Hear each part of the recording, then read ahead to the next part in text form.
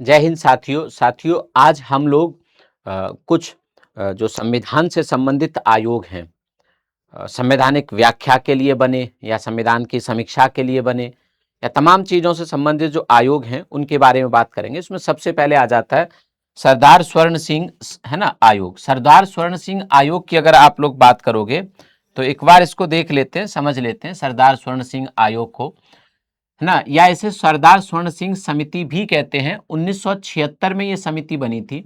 इस समिति का गठन तत्कालीन प्रधानमंत्री इंदिरा गांधी जी के द्वारा आपातकाल जब लगाया गया था 1975 से 77 तक, उस दौरान किया गया था संविधान की समीक्षा करने के लिए। ये मंत्री साहब थे इंदिरा गांधी जी की सरकार में, है ना। इसका उद्देश्य था भारतीय संविधान की समीक्षा करना और राष्ट्रीय एकता को मजबूत करने के लिए सुझाव देना।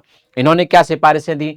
समिति ने संविधान में मौलिक कर्तव्यों को जोड़ने का सुझाव दिया कि संविधान में मौलिक कर्तव्य जुड़ने चाहिए, और इसका परिणाम ये हुआ, इनकी सिफारिशों के आधार पर 42वां संविधान संशोधन अधिनियम 1976 किया गया, और जिसने भारत के संविधान में भाग 4A जोड़ा और अनुच्छेद 51A जोड़ा। इस अनुच्छेद के माध्यम से आपको पता है कि भारत के संविधान में वर्तमान में 11 नए मौलिक कर्तव्य हैं, FD हैं।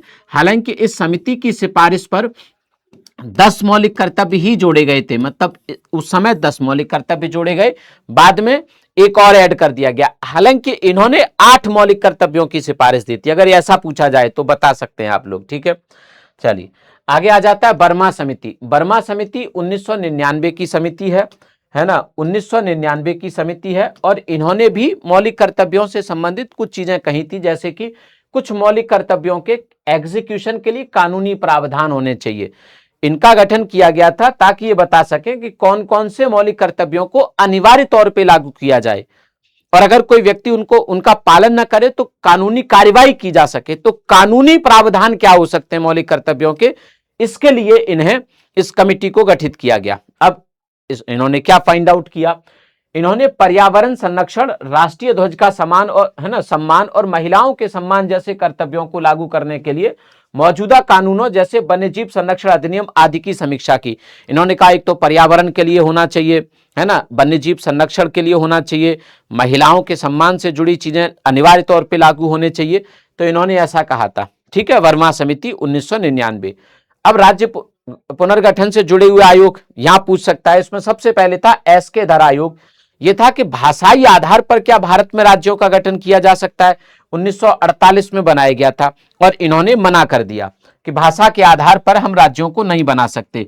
फिर एक कमेटी बनाई गई JBP समिति, और JBP समिति में सदस्य थे जवाहरलाल नेहरू, वल्लभ भाई पटेल, पट्टाभी सीतारमैया, और इन्होंने भी मना कर दिया कि भाषा के आधार पर भारत में राज्यों के निर्माण नहीं हो सकते। और फिर कमेटी बनाई गई, है ना, फजल अली आयोग। कौन सा? फजल अली आयोग 1953 में। इन्होंने कहा था कि भारत में भाषा के आधार पर राज्यों को बना सकते हैं। इसमें 3 लोग थे, एक तो फजल अली, दूसरे थे HN कुंजरू, हृदयनाथ कुंजरू, और तीसरे थे KM पनिक्कर, है ना, KM पनिक्कर। तो आप इस बात को याद रखेंगे, ठीक है। तो ये समझ गए आप लोग। आगे आ जाते हैं। आगे केंद्र राज्य संबंधों पर कुछ आयोग बनाए गए थे, जैसे सरकारिया आयोग। इसकी अध्यक्षता रंजीत सिंह सरकारिया ने की थी। तो ये 1983 में बनाया गया था। न्यायमूर्ति RS सरकारिया की अध्यक्षता में गठित किया गया था। इसने केंद्र और राज्यों के बीच शक्ति के संतुलन और राज्यपाल की भूमिका पर महत्वपूर्ण सुझाव दिए थे। आगे पुंछी आयोग। पुंछी आयोग मदन मोहन पुंछी की अध्यक्षता में बनाया गया था 2007 में। न्यायमूर्ति मदन मोहन पुंछी की अध्यक्षता में इसने केंद्र राज्य संबंधों, विशेषकर राष्ट्रीय सुरक्षा और आंतरिक विवादों पर नई सिफारिशें दी। केंद्र राज्य संबंधों से संबंधित एक और आयोग है 1969 का, राजमन्नार आयोग या राजमन्नार समिति। ये तमिलनाडु गवर्नमेंट ने या मद्रास सरकार ने बनाई थी। ये भी आपका क्या है, केंद्र राज्य संबंधों से संबंधित है, आप इसे भी याद रखेंगे। आगे है आपका, है ना, मंडल आयोग। BP मंडल की अध्यक्षता में 1979 में। BP मंडल की अध्यक्षता में इसने सामाजिक और शैक्षणिक रूप से पिछड़े वर्गों को, अर्थात OBC को, जो आज के समय OBC को 27% का रिजर्वेशन सरकारी नौकरियों में मिलता है, वो इन्हीं के कारण मिला है। इन्होंने कहा था कि OBC को 27% रिजर्वेशन देना चाहिए। तो 1990 में इनकी सिफारिशों को लागू किया गया था। कब लागू किया गया इनकी सिफारिशों को? तो याद रखेंगे कि सर इनकी सिफारिशों को लागू 1990 में किया गया था। पूछे मंडल कमीशन की सिफारिशों को किसने लागू किया, तो बीपी सिंह उस समय देश के प्रधानमंत्री थे, उन्होंने लागू किया था। इसके विरोध में कौन सा केस हुआ था, तो आप सब जानते हैं सर, इंदिरा साहनी केस हुआ था, है ना। कौन सा केस हुआ था, इंदिरा साहनी केस हुआ था, है ना। इंदिरा साहनी ऐसे लिखा जाता है ना, इंदिरा साहनी केस हुआ था, जिसमें कई सारे ऑब्जर्वेशंस आए थे, जैसे 50% से ज्यादा आरक्षण नहीं होना चाहिए, है ना, प्रमोशन में आरक्षण नहीं होना चाहिए, प्रमोशन में आरक्षण नहीं होना चाहिए, है ना, ओबीसी में क्रीमी लेयर होनी चाहिए, क्या होना चाहिए, क्रीमी लेयर। तो ऐसी कई बातें इन्होंने कही थी इंदिरा साहनी केस में, है ना, जज साहब ने कही थी। चलिए, तो वेंकट चलैया आयोग ये 2000 का है। इसे संविधान के कामकाज की समीक्षा करने के लिए राष्ट्रीय आयोग भी कहा जाता है। इसने संविधान के प्रभावी एग्जीक्यूशन में कई सुधार बताए थे। एलएम सिंघवी समिति 1986 में, ये पंचायत से संबंधित समिति है, आप याद रखेंगे।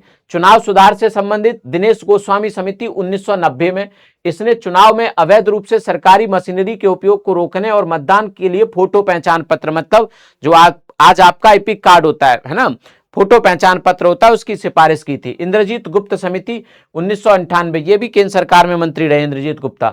इस समिति का मुख्य सुझाव था कि चुनाव का खर्च सरकार उठाए, ना कि पार्टियां, तो भ्रष्टाचार रुकेगा, इन्होंने ऐसा कहा था। अर्थात स्टेट फंडिंग ऑफ इलेक्शन, ताकि चुनावों में काले धन के प्रभाव को कम किया जा सके। बोहरा समिति थी, इन्होंने कहा था राजनीति के अपराधीकरण और राजनेताओं, अपराधियों और नौकरशाहों के बीच सांठगांठ की जांच करने के लिए। मतलब इनका बोहरा समिति 1993 में गठित की गई थी। इनका काम था ये बताना कि भाई राजनेता और अधिकारी आपस में मिलकर सांठगांठ करके खूब भ्रष्टाचार कर रहे हैं, तो इसे कैसे रोका जाए, है ना। तो बोहरा समिति आप लोग याद रखेंगे।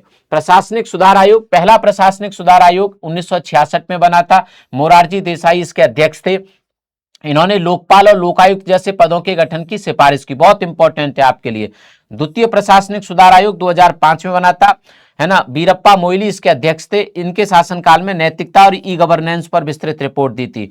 मालीमत समिति 2000 में भारत की आपराधिक न्याय प्रणाली में बड़े बदलाव, ये सुप्रीम कोर्ट के जज रहे थे, है ना, बड़े बदलावों के लिए सुझाव दिए थे। न्यायमूर्ति वर्मा समिति 2013, है ना। वर्मा समिति में कंफ्यूज नहीं होना, एक जेएस वर्मा समिति 1999 की है, जो मौलिक कर्तव्यों पर उन्होंने सिफारिश दी थी। एक न्यायमूर्ति वर्मा समिति है जो कि 2013 की है, महिलाओं के खिलाफ यौन अपराधों के मामले में दंड विधान को लागू करने और तमाम ऐसी सिफारिशें इन्होंने दी थी। तो ये आपकी इससे संबंधित है। चलिए, यहां तक बात को समझ गए।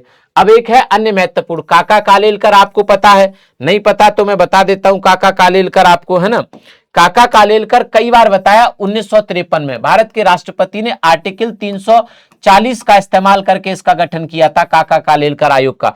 पिछड़ों की पहचान करने के लिए पहला, है ना, पिछड़ा वर्ग आयोग था। दूसरा बीपी मंडल आयोग।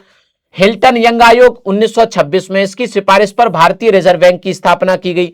कोठारी आयोग 1964 में भारत की आधुनिक शिक्षा नीति का ढांचा तैयार करने के लिए इसे गठित किया गया। तो ये आज याद कर लेना, सभी साथियों से मेरा ऐसा निवेदन है। और आपको बता दूं कि आज ही आपके विश्वास दिवस का एंड हो रहा है। विश्वास दिवस का जो ऑफर था आप लोगों को जो मिल रहा था, वो आज समाप्त हो जाएगा। तो आप सबसे निवेदन करूंगा कि समाप्त होने से पहले आप लोग इसका लाभ उठाएं बढ़िया से, क्योंकि अभी भी आपको इसमें 80% प्लस 10% एडिशनल डिस्काउंट मिल रहा है। तो आप सभी साथी विश्वास 10 कूपन कोड का इस्तेमाल करके और एडिशनल डिस्काउंट का लाभ उठा सकते हैं। तो देर नहीं करना, जुड़ जाओ आप सभी लोग पीडब्ल्यू ऐप से जाके। साथ तैयारी करेंगे लेखपाल की, है ना, बढ़िया से। Thank you.